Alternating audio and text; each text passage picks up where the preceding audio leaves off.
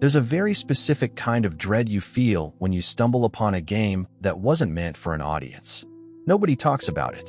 It feels like you accidentally discovered something you weren't supposed to find, like you broke through Google's algorithm and wandered into a place darker than the deep web. A place so obscure it will probably never see the light of day.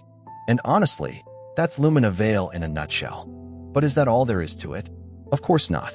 Welcome back to another chapter of Behind the Code.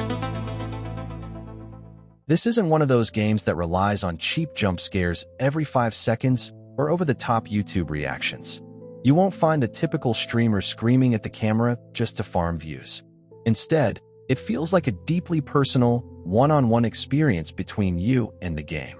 Lately, I've been asking myself, why do some games made by sleep-deprived indie developers end up hitting harder than big-budget franchises? On paper, the big studios have everything: motion capture, live orchestras, massive marketing budgets, and yet, here's Lumina Veil, quietly existing in the digital void.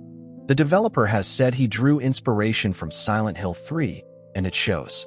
This game understands something that modern horror has largely forgotten: that discomfort is an art form. Most horror games today bombard you with constant noise, explosions, chases, and loud monsters, because they're terrified you'll get bored and open TikTok. But Lumina Veil is different. It's comfortable just letting you sit in the dark. It knows that silence, stillness, and loneliness can be absolutely terrifying, feelings many of us became all too familiar with during the pandemic. We live in a world where people feel constantly hunted. We spend hours doom scrolling, consuming algorithmic junk food, ads, and AI-generated content, desperately searching for something that feels real. And that's exactly why this game hits so hard. It wasn't manufactured. It was made raw. These indie projects aren't scary because the developers are experts at creating monsters. They're scary because they understand human vulnerability. This game feels like a developer's confession, and there's something deeply unnerving about that realization. Maybe this is how the future of horror should look.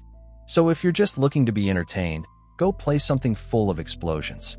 But if you want to feel that cold sweat, that uneasy feeling that some doors should never be opened, then go find Lumina Veil. Just don't blame me when you start hearing voices in the middle of the night. If you made it this far, please leave a like and tell me your thoughts in the comments. Subscribe for more content and check out this videos on screen. Bye.